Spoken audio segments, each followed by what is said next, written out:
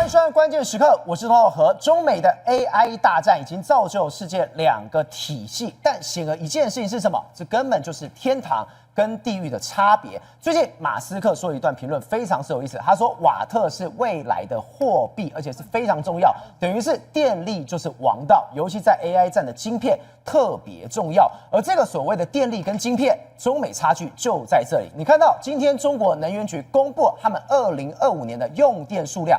吓坏所有人了，他们竟然超过了10兆度电，这是美国用电的2倍之多。中美在打 AI 战，我们都知道 AI 战晶片最需要的就是电量，但这个就是中国的短板。尤其你今天看到今天这个事情，马斯克甚至还要在美国干一个创举出来，他竟然要在全球首都盖一个高瓦级的 AI 训练中心墙，这代表中美的差距越拉越大。当今天美国还在持续的升级跟进步的时候，你中国只能原地踏步。而这一点还有一个人非常懂，这个人就是我们常讲亚洲风向机李在明。之前他不是拿小米的手机去跟习近平玩自拍吗？但他现在知道问题来了，现在台湾15%的关税跟232的最惠国待遇之后下来之后，韩国媒体吓疯了，韩国人也吓疯，因为他们认为这个所谓的最惠国待遇下去，对于韩国的半导体来说非常非常的伤，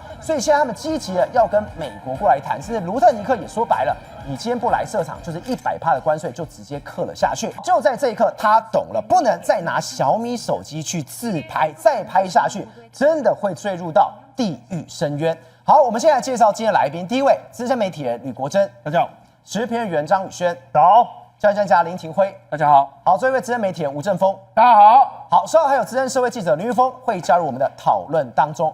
国文哥，其实让我们觉得最 shock 的事情是什么？我们在讲中美的 AI 有差距，中国说没有，谁跟你有差距？我们可以自己弄一大堆微博，甚至什么，我钱都砸了下去。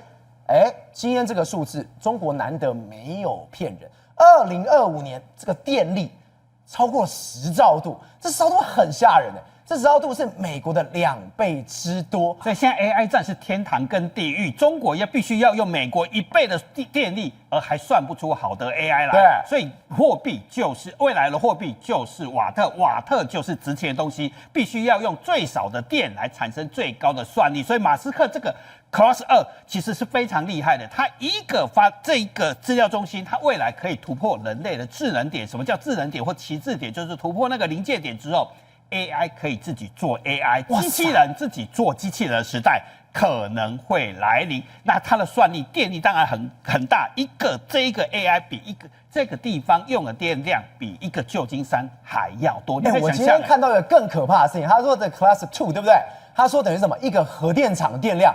全部都灌在这个上面的。那你可以想象一件事情，如果他用台积电的晶片，如果世界上最好效能的晶片，如果省50%的话，是不是省掉一个旧金山的1半的电力了？那如果它再加倍的话，可以越来越强。那反观中国，其实它陷入一个绝望的境界是什么？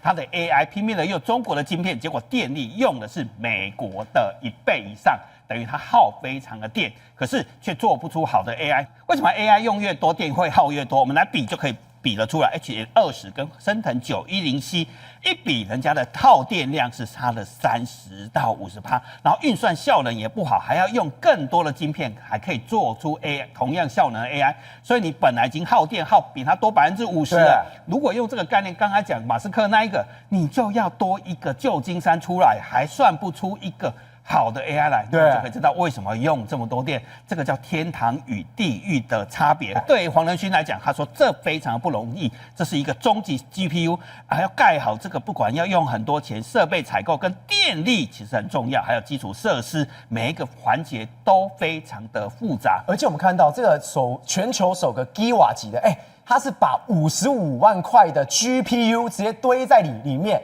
它下一代 Graph已经在训练了，所以为什么说等于是完全正常，你是有自主的训练能力是在上面了，没错，好55万个，甚至以后还要叠100万个 GB200 晶片，全部都台湾来的嘛，所以下一代 Grok 的5已经在训练了，6万亿就6兆参数的计算能力。将会引爆智能起点，就是 AI 有机会自己指挥 AI， 你还在里面自己决定自己运算各种 AI， 那是一个非常可怕的世界。对，所以 AI 的智慧超越人类的时候非常的快，然后用电量比三藩市就是旧金山的用电量还要更多，然后接下来还要再升级哦，它还要升级到1.5 吉瓦哦，等于一个超级大核电厂。所以全世界的 AI 其实是一场什么电力消耗的大战。当然，另外一个大战就是你有没有办法有非常好的晶片跟省电的晶片，这才是这一场战争最重要的地方。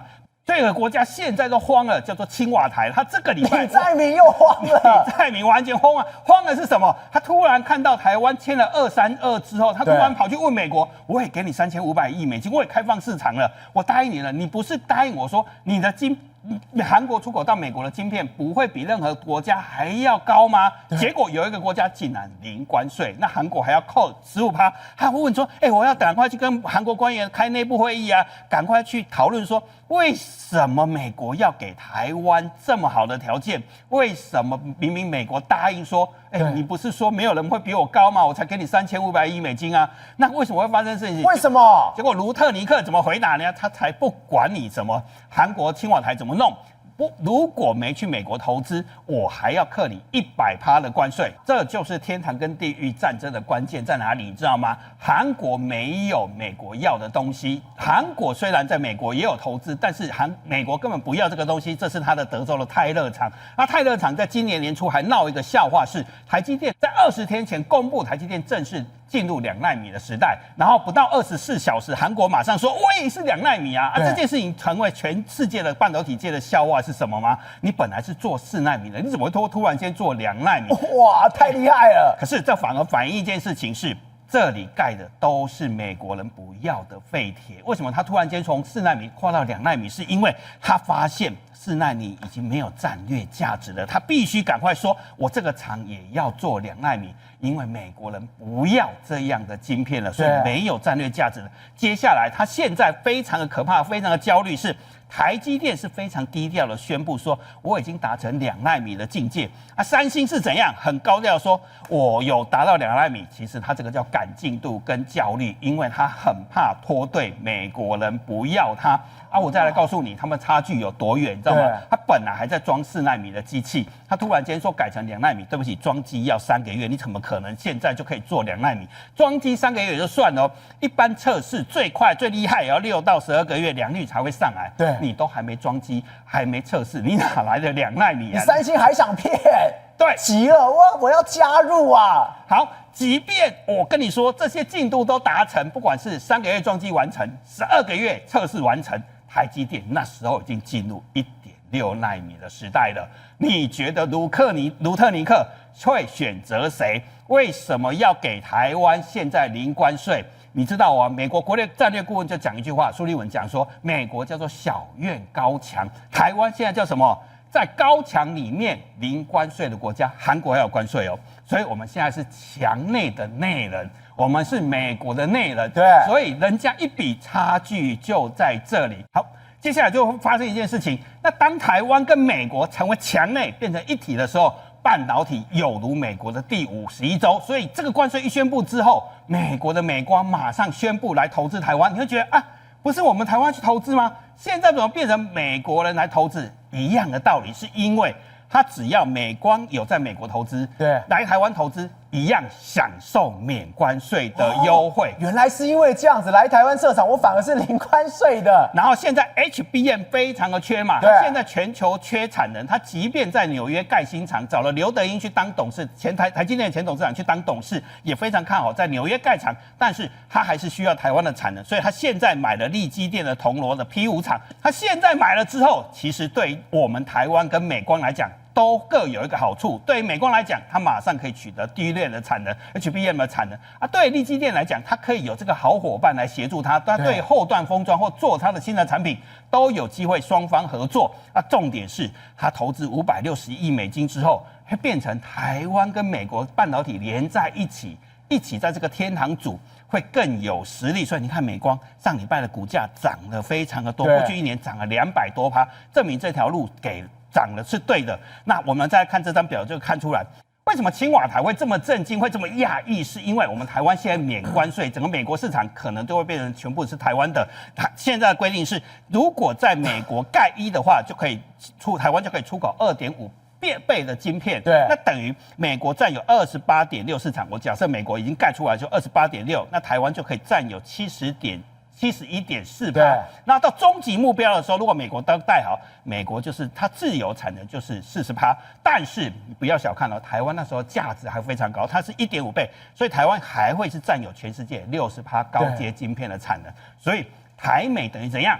融为一体，所以这就解释了为什么美光急着要来台湾投资。232一过，马上就宣布这个新的投资案，是因为你在台湾投资一样享受在60%。所以之前讲什么55分有没有？完全不是这样子的。现在就是64分，当然。这是终极目标，现在叫71到30，现在是37分，台湾还是占非常大的比例，而且都是高阶晶片，所以这个对于台湾来讲，战略地位完全改变了，重塑了台湾跟日本跟韩国的竞争地位。我们现在是比日本跟韩国的条件还要好，我们现在是直接成为半导体的强内人了，甚至连世界各国都赶紧来拥抱台湾。这是上个月，德国的默克在台湾盖一个全世界最大的半导体的化学特用品跟气体厂，它就是因为整个 AI 晶片的需求要在台湾紧紧拥抱，所以这一条路，默克已经在台湾连续盖2个工厂，最新的2厂其实是全世界最大的半导体的，包括薄膜材料还有特用气体的厂，然后占地有15万平方公尺。等于全世界最重要的半导体的供应链，包括德国、包括日本、韩国跟美国，其实供应链都跑到这个走廊里面。所以台湾其实不只是所谓的，我们跑到美国投资哦，对，我们成为美国这关键的伙伴之后，世界各国其实也同步在加码台湾，因为它必须要怎样？在台湾跟着台积电往前去跑最新的，所以你看到他这句话其实有玄机的。台湾默克的董事长他讲了这句话，我们其实还有保留40%的弹性空间，未来还是会继续成长跟扩建，代表怎样？这个 S 走廊未来做2奈米之后，还有6个厂在高雄，还会继续扩建，甚至未来1.4奈米跟1.6奈米还会继续在台湾，所以你会看到，因为这个协议通过之后。会越来越多的工厂往台湾这一块跑过来。那李在明现在最痛苦的事情是赶紧要去跟美国解释说，为什么你给我关税那么低？我不是讲好投资3500亿美金吗？我是第2名啊！我告诉你，它其实差很多。你知道为什么差很多吗？台湾为什么成为美国现在天堂跟地狱的这个战略组最重要的伙伴？当李在明在北京。他在地摊买黄瓜、啃黄瓜的时候，你知道台湾的台积电，我们台湾做了什么？你知道吗？11月16号的时候，台积电的共同执行长在新竹国宾饭店找了100多个供应商，他告诉一件事情：我们现在不只要去美国投资，对，我们还要下军令状，是我们700天以内要在美国本土化。什么叫本土化？你要在美国开公司，而且台积电美国厂的1半的供应链。你都要本土化，要在美国就地生产所以全部人都直接杀到美国去了。你必须要在美国开公司变成美国本土公司。第二个，你必须要满足，因为为什么他说是2007年年底？因为到时候台积电在美国就会有3个厂已经落成了。台积电的军令状有这么硬，整个供应链全部都动起来，往美国杀过去了。对，而且更重要的是你要知道一件事情2027达到50%，不是2027达到50%就可以台积电未来会在美国一直不断的盖厂，包括所谓前面的讲了2+6，有2个封装厂跟6个晶圆厂，还有后面可能会有5个12寸的晶圆厂，对，代表会有13个晶圆厂，一路盖到2040年。那如果你可以想象，当它有13个晶圆厂的时候，你要满足它1半的产能在美国当地生产。你做特用化学品的，你做设备，你做材料的，你必须要怎样？一直不断的往前投资，你必须要预估说，我可能在这里要长大10倍，可能要这么大的量所以这就差别在这里了。美国为什么会有2笔数字？一个叫做2500亿的企业投资，跟2500亿美元的台湾政府信贷担保给台湾的银行，再借给中小企业。因为他已经知道一件事情是什么，我们的中小企业去美国投资的时候，是不是时间很长？对，要投资的钱非常的多，所以必须要政府协助你解决财务的问题。所以为什么韩国跟台湾的差别就在这里？韩国，李在明还在跟习近平握手，台湾是不止投名状我们还下军令状哦，我们是一路会把美国的供应链跟整个聚落全部盖起来，然后解决是什么问题？美国当一个一个 AI 的工厂一个一个盖起来的时候，它最需要是什么？先进的晶片，用最省电的方式，只有台湾做得出来的，台湾才是它最重要的战略伙伴。选，我们刚刚特别讲到一件事情，你选对边很重要，因为我们选错了，天堂跟地狱是直接掉到地狱里面去。你看到哦，今天看到特别是什么？梅洛尼，意大利的总理梅洛尼，跑到去哪找高市早苗，然后玩得很开心很爽。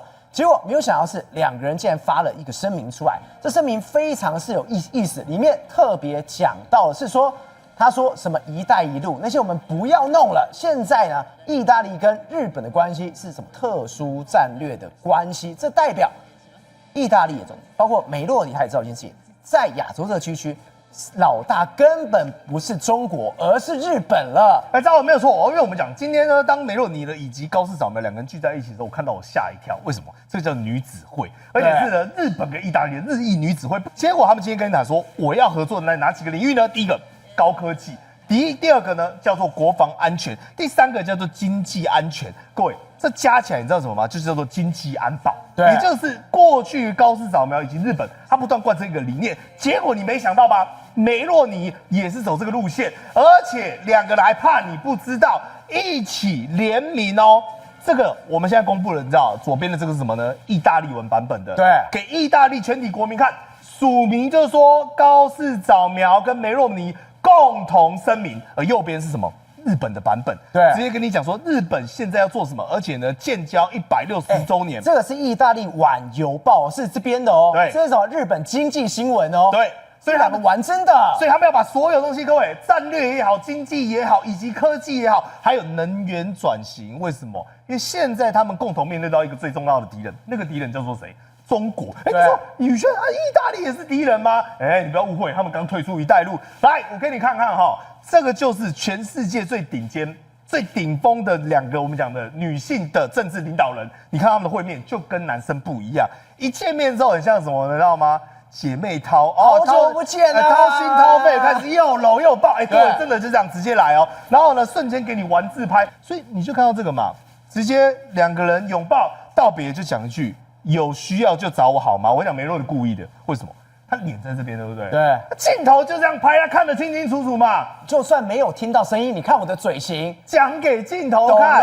但呢，我们现在讲到正经的，来，各位吓死你了！来，1、2、3，照，你猜猜看这是谁？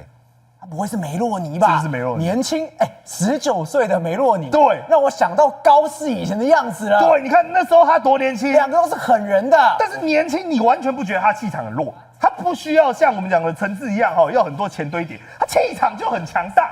为什么呢？因为他那时候他就是在搞这种我们讲的学生社会组织的运动，而且他是极右派。再来是什么？第二件事情他以前做过什么工作？他当过保姆，他也当过调酒师。那再来。他是非常坚定的这种天主教的信仰者，换言之，传统到不行，右派到不行。对于女权呢，他一直以来都有所谓保持距离，而且驱逐非法移民。我讲完之后我不讲梅洛尼，对不对？你还以为我讲谁？川普。对嘛？你就想到了，很川普的人，川普一拍即合嘛。所以刚好这就是他年轻去反对左派示威游行的，甚至是他在这个访问里面，你看如此清秀的脸庞，那时候年纪还那么轻，他直接很大胆的说出说，我的政治偶像就是谁？就是墨索里尼。但是各位啊，我不好意思讲这一句话。日本跟意大利其实当年的渊源不就是这样吗？虽然说他们那时候是世界上的坏人，但你不得不说，他们确实席卷全世界。他们在2战的轴心国的时候，他们合作非常多的嘞。对，那时候你想想看轴心国虽然说大家对历史评价是非常负面，但当时他们的科技以及他们的军事，如果现在转化成了做正土架班，那有多可怕？来架板几架来啊？这为什么？因为现在新的邪恶轴心是谁？中国、俄罗斯、北韩嘛。来，你看中国用什么方法去抵制日本？稀土。对嘛，我就不给你稀土嘛，我看你做不做得出来。你去玩粘土，去旁边玩沙土啦。就日本说，大丈夫です，結構です。来少河开发出来了，左边这个是原本要用稀土的马达，其中最重要就是那个磁铁。右边是日本新研发出来是什么？我用一般最廉价普通的磁铁，我不用稀土，结果它产生的回旋跟产生的效应。一模一样。真的假的？日本也太强了。对，他现在他等效突破封锁了。所以你看啊，这个马达它在使用的时候，它其实现场画面播给你看，它就真的旋转的非常顺利。对因为原本过去曾经救过一次，那时候什么呢？2010年，你想说不是2025年吗？不是。过去就曾经有，所以他们在那个时候呢，就已经在考量到说，如果未来稀土大幅度减少的话，我该怎么办？所以你看啊，它研发出来的是什么呢？各位，我觉得更炫，难怪日本的说材料科学领先全球。这是2个玻璃，那这2个玻璃你知道发生什么状况吗？你就把它拿夹子夹着，用力的挤压，不是 Apple Pen 它不就破了？没有，它就粘起来了，就粘起来了。玻璃可以破掉之后，等于是这2不一样，可以粘起来的。对，再度重组哦。那你说宇轩这有什么用呢？这种我们讲的高分子氢原子结合的这种自我修复玻璃，我问你，如果在航太领域呢？如果在太空呢？太空你今天玻璃如果坏掉，你还要再去下面拿一块啊？它是如果说可以用这种压力应力的方式就可以把它解决掉呢？如果说在我们讲的飞机以及战斗机都有相对应这种有自我修复能力的，它如果相对应，比如说左边右边，它设置一个所谓的我们讲的防呆机制，也就是说一旦出任何意外的时候，它会自动修复。对。那会成为什么黑科技啊？这了不起啊！你知道吗？现在真的要强联手，为什么呢？美国是不是有自己的第6代战机？对。结果日本、意大利还有这是谁？英国，他们这样各自取自己的长处，结果呢要组合新的第6代战机。我跟你讲，各位，我光听到他们的这个来路哦，我都吓坏了。首先第一个嘛，日本石川岛波魔重工，来，赵文，你知道厉害什么吗？材料科学，对，它甚至有一个隐形涂漆哦，你知道多厉害吗？那个战机哦，我们一般是不是隐形是要涂上去，然后这3不5时就要维保了，一直涂很麻烦，对不对？他说不用了，我材料做隐形的可以吧？我做隐形材料，一次就搞定了。对，你不用再涂了，我就是原本就隐形。来，那你说劳斯莱斯是什么？不是你开我玩笑吗？劳斯莱斯最厉害就是它的引擎啊。对，每一台飞机是不是 Rolls-Royce？ 然后呢，名车 Rolls-Royce， 所以引擎它搞定嘛。结果你说那意大利负责什么？我跟各位报告哈，你绝对没有想到，意大利的材料其实也蛮强，特别它最强什么呢？航太跟它的电站系统。对，其中就是这个雷达。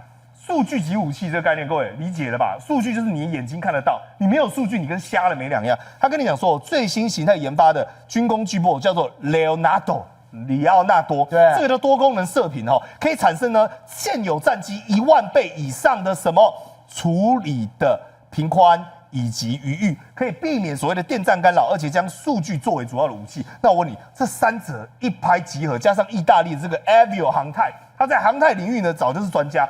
合在一起会变成什么？等于是这3个国家可能真的打造自己的第6代战机哦，而且打造出来的请问一下是对准谁？很简单啊，当然是中国了，不然他去打 F-35嘛？开玩笑。廷辉，我们刚刚一路这样聊下来，大家已经选择天堂跟地狱了，就没想到你加拿大总理卡尼，我心里想这哪根筋不太对？我们之前才跟大家讲说，他为了去北京，为了去见习近平，竟然牺牲我们台湾。我们在节目上讲过哦。原本要找赖总统，结果叫2亿元直接回来，结果他今天回来之后，他疯了吗？他竟然说什么？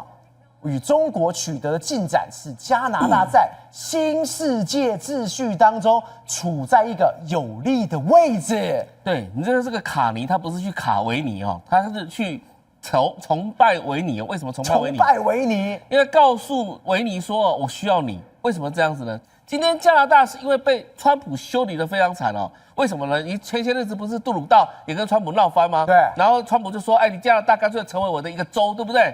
好，那这时候呢，加拿大，你知道卡尼他本来在半年以前还在骂中国是我们加拿大的安全威胁，他现在竟然跑到中国去了，你就变了，你还说什么？跟中国取得进展，可以在新世界里面，我们加拿大有一个很好的位置。好了，那我们来看看他到底拿到了什么样的东西哦。第一个看到中国的车子，对，既然加拿大现在开放哦，本来加拿大是配合美国，那个关税是达到100%，现在降到了6.1%。哇塞，那就是不是大量的这个中国的电动车不就跑进到加拿大去了吗？对，未来会不会有在这个洗产地之后再到美国去的可能性？这个可能会有哦。所以你知道那个谁，美国 USTR 的这个贸易代表署署长格里尔，他直接就讲了哦，你不要看哦，从长远来看的话，你加拿大会后悔的哦，他已经警告你了哦。那其实加拿大换到什么东西你知道吗？加拿大生产很多那个芥花油，你知道，就是食用油。今天中国来讲的话，我也给你 favor， 就是我从84%，就是中国给加拿大84%降到15%。等一下，也就是说完全不一样吧？ 84降到15，这个是100%降到对，6.1。这什么意思呢？其实加拿大换到的东西是什么东西？就是食用油出口到这个，或者是加拿大龙虾出口到这个中国的时候呢，它的税率是从84%降到15%。对，那你知道这些对中国来讲的话，食用油中国不缺啊，这个龙虾中国也是不缺啊。但是你加拿大藏起来的话，你真的是从中这里获利吗？这不可能的事情。所以卡尼其实在盘算什么东西呢？我都认为啊，他想要用这个东西拿去跟川普来谈判、来叫价的。他其实没有说真的说，这个心甘情愿想要跟这个习近平之间达成这样的共识。他今天放这话出来是要证明自己有价值是的。那你知道现在呢？因为卡尼这个动作之后呢，其实加拿大内部已经有人在造反了。他说我要独立了。对，为什么造反要独立呢？因为他不认同卡尼的政策的一个说法。那这个省叫什么？Alberta，对，亚伯达省。这个省呢，它基本上最主要生产的就是石油跟天然气等等。对。那他做了一件事情，他说，他的理由要独立了，现在已经很多一直在联署哦。你看这么冷的，你看这么冷的天气，这么多人都出来签了。他为什么要做独立公投呢？他说，因为我生产石油上缴到加拿大的中央政府、联邦政府去的结果，不成比例，你分配给我的预算不成比例，所以我要独立。但是这个是一个表面上的一个理由，真正的理由是因为你这个加拿大的总理太亲中了，你现在变成说跑到跟中国那边去了。所以我今天来讲的话，你怎么想着说独立完之后会变成美国的一个州啊？你很难讲啊。你知道为什么吗？因为你从那个省再往上走，就连到美国阿拉斯加去了。对，所以美国的阿拉斯加如果这里连成一气的话，你看加拿大内部如果众叛亲离的话，那是不得了的事情哦。宏观取材，厘清真相，犀利精准，深入剖析，时刻掌握关键新闻时事，不漏接。老时段，新气象，我是钟浩和，关键时刻2.0，全新出击。